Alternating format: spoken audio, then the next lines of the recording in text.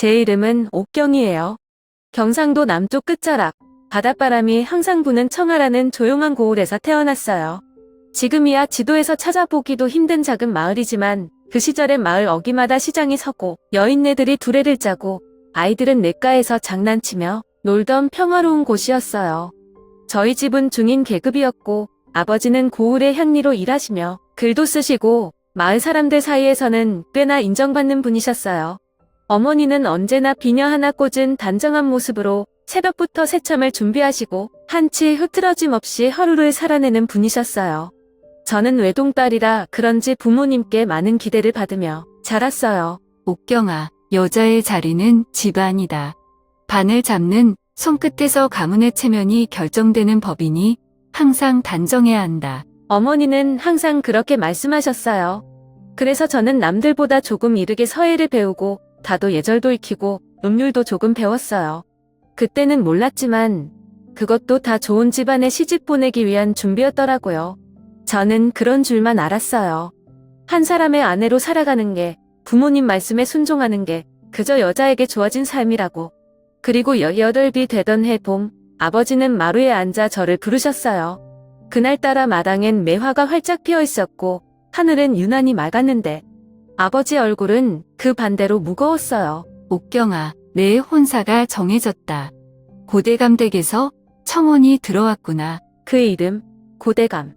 저는 처음 듣는 이름이었지만 어른들 입에서는 곧장 감탄이 흘러나왔어요. 영광이구나, 옥경이 복이 많네. 그 집이면 조선 팔도에서 모를 이 없지. 저는 아무 말도 하지 못했어요. 정작 결혼 당사자인 저만 말없이 고개를 끄덕일 수밖에 없었어요. 왜냐면 그 시절의 여자는 말할 권리가 없었으니까요. 혼례는 빠르게 치러졌어요. 한양에서 사신이 내려오고 예물도 도착하고 집안은 온통잔치 분위기였지만 저는 아무 감흥도 느낄 수 없었어요. 부모님의 환한 얼굴 뒤에서 저는 속이 서서히 텅 비어가는 걸 느꼈거든요. 그렇게 한양으로 시집을 갔어요. 처음 보는 커다란 기와집, 장독대가 수십 개씩 줄지어 있고 마당엔 연못까지 있는 저택이었어요. 다들 절 보며 마님, 마님하고 공손히 인사하지만 어디선가 날카로운 시선이 느껴졌어요. 그 집은 겉으로는 고요하고 정제되어 있었지만 안으로는 너무나 차갑고 무거운 곳이었어요. 고대감은 말수가 적었어요. 아니, 거의 말이 없었어요. 혼례 첫날 밤에도 제게 따뜻한 말 한마디 없이 그냥 등을 돌리고 잠에 드셨죠. 저는 그 침묵이 너무 무서웠어요. 밤마다 이불 속에서 조용히 울었고 새벽이 되면 다시 아무 일도 없었던 것처럼 단정하게 얼굴을 매만지고 거울 앞에 앉아야 했어요.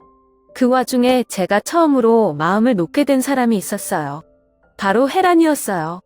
혼례식이 끝나고 저와 함께 대감댁으로 들여보낸 시녀였는데 저랑 동갑이라 그런지 말도 잘 통하고 마음도 따뜻했어요.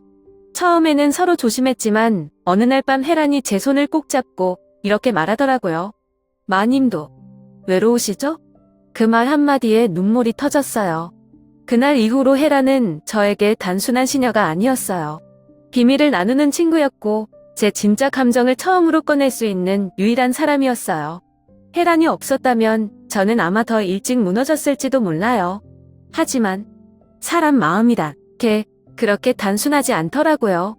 어느 날부터인가 고대감의 시선이 자꾸 혜란을 향하는 걸 느끼기 시작했어요. 혜란은 머리를 숙이고 있었지만 그의 시선은 노골적으로 머무르고 있었어요. 처음엔 제 착각이라 믿고 싶었어요. 설마 그럴 리 없어. 혜란은 그런 아이가 아니야.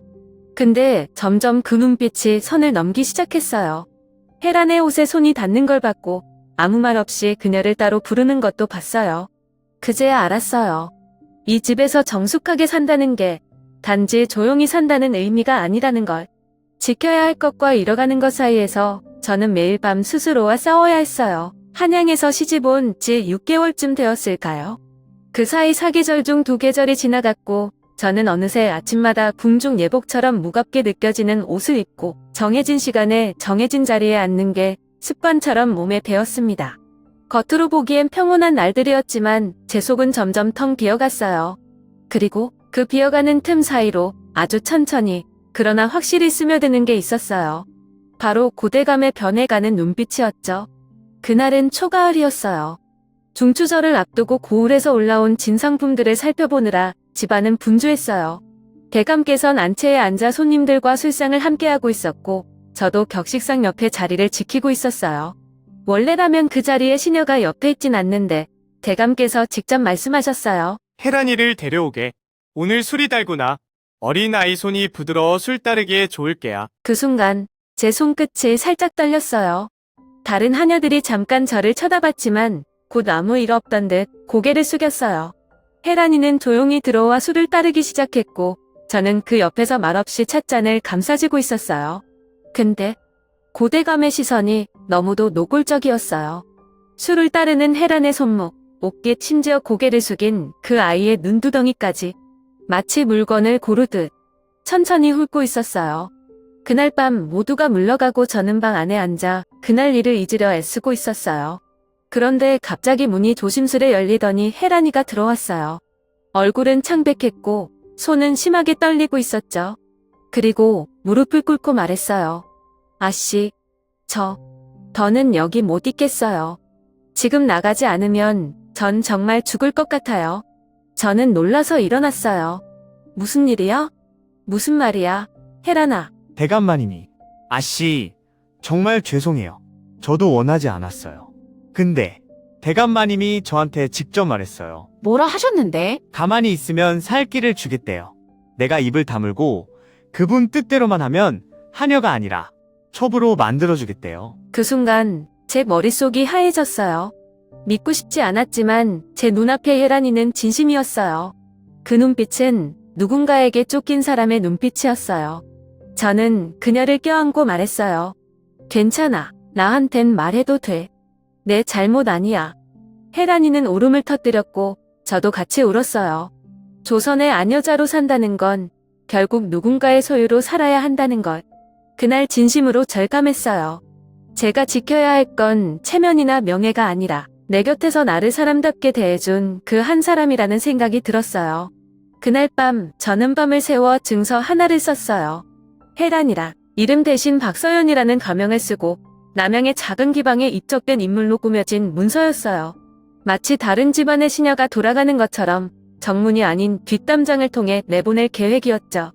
이 문서 가지고 말도 하지 말고 동쪽으로만 가. 절대 돌아보지 마. 아씨, 정말 아씨를 두고 가도 되는 거예요? 이건 명령이야. 너라도 살아야 해. 그래야 나도 살아. 혜란이를 떠나보낸 지 꼭 5년이 지났어요. 그 사이 세상은 변한 듯 보였지만 저를 둘러싼 담장 안은 아무것도 달라지지 않았어요. 고대감은 여전히 무표정한 얼굴로 매일같이 나라 실만을 말했고 저는 마치 벽에 기대어 놓은 그림처럼 조용히 존재했죠. 집안 하인들은 바뀌고 계절은 바뀌고 심지어 제 얼굴도 거울 속에서 조금씩 낯설게 변해갔는데 제 안에는 여전히 혜란이가 떠나던 그날 밤의 냄새와 소리, 울음이 남아있었어요. 그날은 초겨울이 시작되던 날이었어요. 북풍이 불어 창호지가 바스락거릴 정도로 매서운 밤이었고 저는 이상하게 온몸이 나른했어요. 그저 감기 기운이라 생각했는데 갑자기 몸이 축 늘어지며 정신이 흐려졌어요. 마지막 기억은 약탕기에 놓인 다소 진한 약재 냄새뿐이었고 그 다음엔 아무것도 기억나지 않았죠. 눈을 떴을 땐 이미 다른 곳이었어요. 방은 따뜻했지만 낯설었고 나무로 지어진 벽 사이로 희미한 등불이 흔들리고 있었어요. 심장이 쿵쿵 뛰었고 숨이 막혀왔어요. 이게 어디지? 납치된 건가? 아니면 혹시 꿈일까? 그때 문이 열렸고 누군가가 조심스럽게 들어왔어요. 저는 본능적으로 뒤로 물러섰고 몸을 움츠렸는데 그 순간 여인이 저를 보며 입을 틀어막고 울기 시작했어요. 그리고 말했어요. 언니 아직 살아 있었어요. 나 진짜 매일 기도했어요. 혜란아. 저는 말을 잇지 못했어요. 눈앞에 있는 건 제가 수백 번 꿈에서 그리던 그 아이였어요. 하지만 그 모습은 완전히 달라져 있었어요. 도포자락은 비단이었고 머리에는 비녀가 꽂혀 있었어요. 눈빛은 더 이상 겁먹은 소녀가 아닌 단단한 사람이 되어 있었어요. 나 어떻게 된 거야? 여긴 어디고? 넌 어떻게? 기다려요. 다 말해줄게요. 너무 많아서 어디서부터 말해야 할지 몰라. 그날 밤 혜란이는 저에게 5년 동안의 삶을 천천히 하나하나 이야기해줬어요. 도망치던 첫 해는 진짜 지옥 같았대요. 남양 뒷골목에서 시작해 행상을 따라다니다가 산속으로 들어갔고 결국 추운 겨울의 깊은 산속에서 길을 잃었대요. 그때 만난 사람이 바로 박혁이라는 사람이었어요. 관직은 드러나지 않았지만 실제로는 비밀리에 왕명을 받들고 움직이는 관찰사 직속의 밀사였다고 했어요. 처음엔 서로를 의심했대요. 혜란이는 도망친 하녀였고 박혁은 그 신분이 분명치 않았으니까요. 서로 한마디도 안 하고 며칠을 보내다가 산적무리를 피해서 함께 도망친 날부터 서로를 조금씩 믿기 시작했대요. 혜란이는 말했어요. 그 사람도 나처럼 누군가에게 버림받은 사람이었어요. 근데 이상하게 그런 사람이 더 사람을 품더라고요. 그렇게 둘은 함께 숨어 지내며 박혁이 맡은 비밀 임무를 도우며 지냈고 시간이 지나면서 혜란은 그의 임무에 없어선 안 될 존재가 되어갔대요.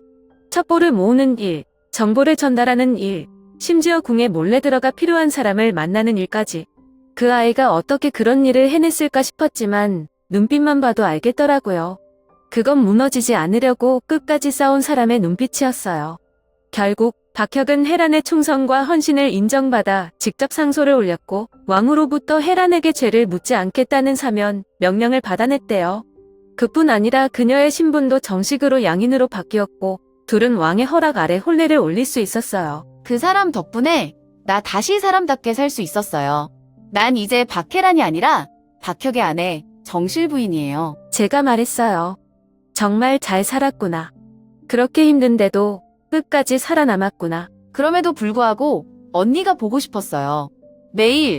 매일 나 언니 죽은 줄 알았는데 이렇게 다시 만나게 될 줄은. 우리는 그 밤 서로를 껴안고 울었어요. 5년 전 그날처럼 조용히, 진심으로. 하지만 이번엔 슬픔보다 기적에 가까운 감정이었어요. 혜란이 품에 안겨 그렇게 밤을 지새운 다음 날 아침 밖에서 인기척이 났어요. 문이 살짝 열리더니 한 남자가 들어왔어요. 그는 나지막한 목소리로 저를 불렀어요. 옥경아 씨. 그때까지 저는 그가 혜란이 말하던 박혁이란 사람이라는 걸 알지 못했어요. 키는 크고 눈빛은 날카로웠지만 그 안에 묘하게 따뜻한 온기가 느껴졌어요. 그는 저를 똑바로 바라보며 말했어요. 죄송합니다. 이렇게 갑작스럽게 데려온 건 제 결정이었습니다. 그쪽 대감, 즉 고대감이 아씨를 이용할 수도 있다고 판단했습니다. 저는 혼란스러웠어요. 한양에 돌아가야 할지 아니면 여기에 있어야 할지. 그때 그가 덧붙였어요. 고대감은 혜란이를 추적 중입니다. 이미 혜란이 살아있다는 걸 알게 되었고 그 흔적을 쫓고 있어요. 아씨는 그가 마지막으로 붙잡을 수 있는 열쇠입니다. 그럼 저를 미끼로 쓰려 했다는 말씀이세요? 네, 죄송합니다. 하지만 그 전에 저희가 움직인 겁니다. 순간 머릿속이 하얘졌어요. 제가 그토록 피하고 싶었던 그 집의 어두운 진실이 점점 선명해지는 느낌이었어요. 그가 제 눈을 바라보며 조용히 말했어요. 제가 이 일을 파고든 건 단순한 정치 때문이 아닙니다. 고대감은 예전에도 같은 짓을 했습니다. 다들 입을 다물고 있었지만 저희 쪽에 있는 정보에 따르면 5대 전 어떤 하녀가 스스로 생을 마감했습니다. 강제로 끌려간 뒤였습니다. 그 순간 제 심장이 철렁 내려앉았어요. 저는 기억났어요. 이름도 얼굴도 흐릿했던 그 하녀. 어느 날 갑자기 사라졌고 아무도 이유를 묻지 않았던 사람. 그가 말을 이었어요. 그 하녀는 아씨의 방을 돌보던 아이였습니다. 아씨가 아마 몇 번 얼굴은 봤을 겁니다. 이름은 미선이었습니다. 그 아이. 기억나요. 말도 별로 없고 항상 조용했어요. 그 아이가. 예. 아씨가 침묵했을 때 그 아이는 죽음을 택했습니다. 아씨는 그저 모르고 있었던 걸까요? 아니면 알고도 외면했던 걸까요? 그만하세요. 지금 저를 죄인으로 만들고 싶으신 건가요? 전 단지 묻고 있는 겁니다. 진실을 외면한 사람도 결국은 그 죄의 일부를 떠안게 됩니다. 그 말은 마치 제 뺨을 후려치는 듯 했어요. 저는 견디지 못하고 자리에서 일어나며 외쳤어요. 당신이 뭘 알아요? 저는 그저 제자리에서 조용히 살려고 했을 뿐이에요. 그게 그렇게 큰 죄인가요? 네. 그렇게 사는 게 누군가에겐 죽음입니다. 그 말에 저는 그 자리에 주저앉아 버렸어요. 눈물이 왈칵 쏟아졌고 목이 메어 아무 말도 할 수 없었어요. 저는 5년 전 혜란을 보내며 느꼈던 그 안도의 감정을 지금은 정반대로 느끼고 있었어요. 내가 그렇게 고귀하다고 생각했던 그 삶이 사실은 누군가의 피 위에 세워진 거였다면 난 지금까지 뭘 지켜온 걸까? 그리고 한참 후 방문이 조용히 열렸고 혜란이가 들어왔어요. 저를 끌어안으며 조용히 말했어요. 언니, 괜찮아요. 그 누구보다 언니가 이 자리까지 올 수 있었던 것도 그 감정을 마주할 용기가 있었기 때문이에요. 근데 넌 날 구했고 난 아무도 구하지 못했어. 아니에요. 언니가 날 구했어요. 그래서 제가 언니를 다시 찾을 수 있었어요. 우린 서로 구한 거예요. 그날 밤 저는 처음으로 고개를 들고 하늘을 올려다봤어요. 5년 전 담장 안에서 보이던 그 하늘과는 전혀 다른 하늘이었어요. 나뭇잎 사이로 별이 쏟아질 듯 박혀 있었고 나는 그 하늘 아래에서 내 인생의 진짜 시작을 느끼고 있었어요. 산속집에 머무르면서도 제 마음은 단 하루도 편히 쉬지 못했어요. 낮엔 평온한 바람에 안도했다가도 밤이면 자꾸만 과거의 그림자들이 제 숨을 막아왔죠. 며칠이고 밤을 뒤척였어요. 결국은 이대로는 안 되겠다는 생각이 들었어요. 이제라도 뭔가 해야겠다고요. 제 손으로 무너뜨리지 않으면 그 사람은 계속해서 또 다른 혜란과 미선을 만들어낼 테니까요. 그 겨울 눈이 막 내리던 날 저는 박혁과 함께 다시 한양으로 향했어요. 말 안장 위에서 찬바람에 얼굴이 얼어붙었지만 마음은 오히려 후련했어요. 결심이 선 사람이 되니까 두려움보다 확신이 앞서더라고요. 며칠 뒤 궁에 들어갔고 왕 앞에서 직접 무릎을 꿇었어요. 궁중 예법에 맞춰 무거운 비단옷을 입었지만 그 옷은 더 이상 저를 가두는 굴레가 아니었어요. 오히려 그 옷을 입고 진실을 말할 수 있는 마지막 기회라는 생각뿐이었죠. 전하, 신첩은 과거를 모른 척하며 살았습니다. 눈으로 보고도 외면했고 듣고도 입을 다물었습니다. 신첩이 아무 말도 하지 않았던 죄, 그 죄는 지금이라도 씻고 싶습니다. 누군가는 말해야 했기에 오늘 신첩이 감히 이 자리에 섰습니다. 왕은 잠시 말없이 저를 바라보셨어요. 정적이 감돌았고 그 순간 제 심장은 제 귀에도 들릴 만큼 크게 뛰고 있었어요. 그러더니 왕께서 조용히 입을 여셨어요. 그대가 말한 진실, 내가 외면하지 않겠다. 고대감에 대한 모든 혐의를 조사하게 하고 사실이라면 법대로 처단하겠다. 그리고 얼마 지나지 않아 고대감은 체포되었고 그의 모든 재산은 몰수되었으며 외딴 섬으로 유배되었습니다. 저는 그 사람의 마지막 표정을 보지 않았어요. 보고 싶지도 않았고 그럴 필요도 없었죠. 그 이후로 저는 모든 자기를 반납하고 혜란과 박혁이 머물고 있던 경성 외곽 작은 마을로 내려갔어요. 그곳은 봄이면 복사꽃이 흐드러지고 여름이면 논에서 개구리 소리가 들리는 아주 평범하고 조용한 마을이었어요. 기와도 아닌 초가집이었지만 저는 그 집에서 처음으로 숨이라는 걸 쉬었어요.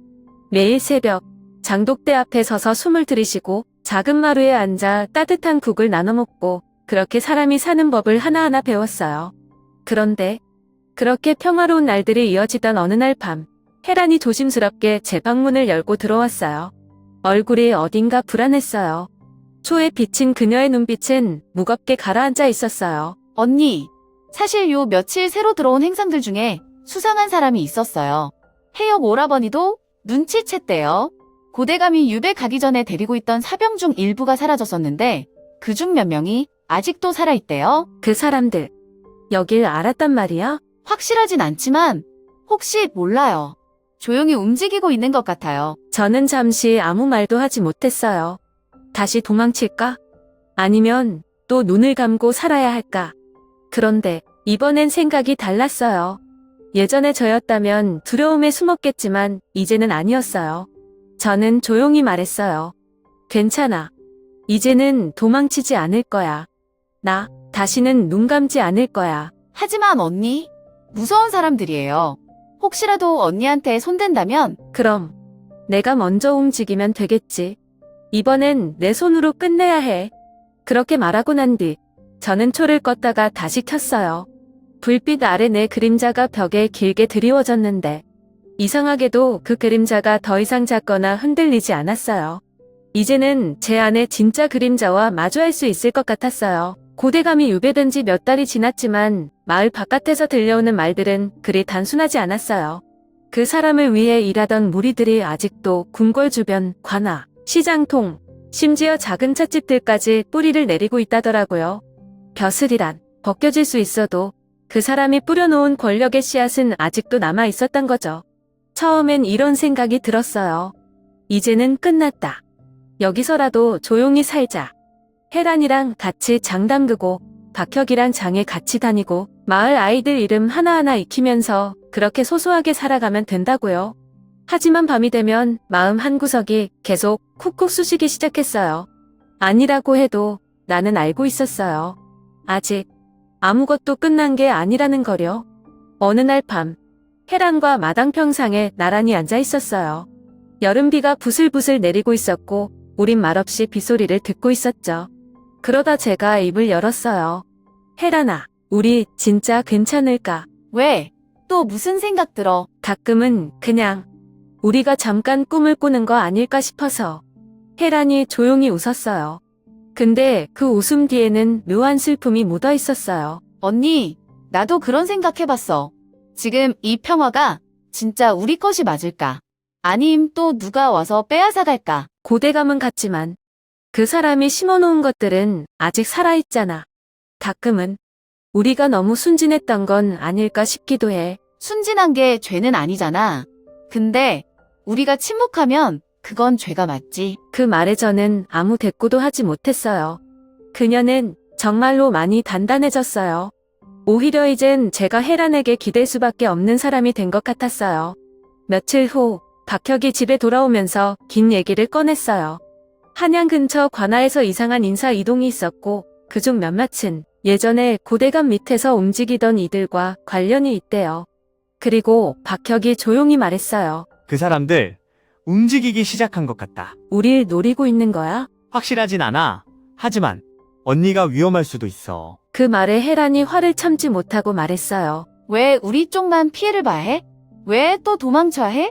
도대체 어디까지 숨어야 하는 건데? 혜란아, 나도 이제 도망 안 칠 거야. 근데 이번엔 감정만으론 안 돼. 우리가 준비가 돼 있어야 해. 그럼 어떻게 하자는 거야?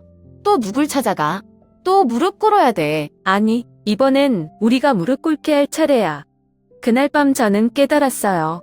두려움은 사라지지 않아요. 다만 그 두려움을 안고도 걸을 수 있는 힘이 생긴 것 뿐이죠. 예전엔 그게 없었어요. 눈 감고 모른 척하고 혼자만 안 다치면 된다고 생각했죠. 하지만 지금은 아니에요. 지금은 제가 누구를 지켜야 하는지도 알겠고 그걸 지키기 위해서 제가 뭘 해야 하는지도 알 것 같아요. 문제는 내가 다시 싸울 준비가 되어 있느냐는 거예요. 또 누굴 잃을지 모르고 또 어떤 희생이 따를지도 모르는데 과연 내가 그걸 감당할 수 있을까요? 이제 저는 다시 선택의 기로에 서 있어요. 침묵으로 돌아갈지 아니면 한 발 더 나아가 이 싸움을 끝낼지. 혜란과 저는 더 이상 예전의 우리가 아니에요. 하지만 세상은 여전히 변한 게 없어 보이기도 해요. 정의라는 게 정말 존재하는 걸까요? 아니면 그저 우리가 믿고 싶어 만든 허상일까요? 지금 이 글을 읽고 있는 당신이 그 물음에 답할 수 있다면 그건 분명 저보다 더 용기 있는 사람이겠죠.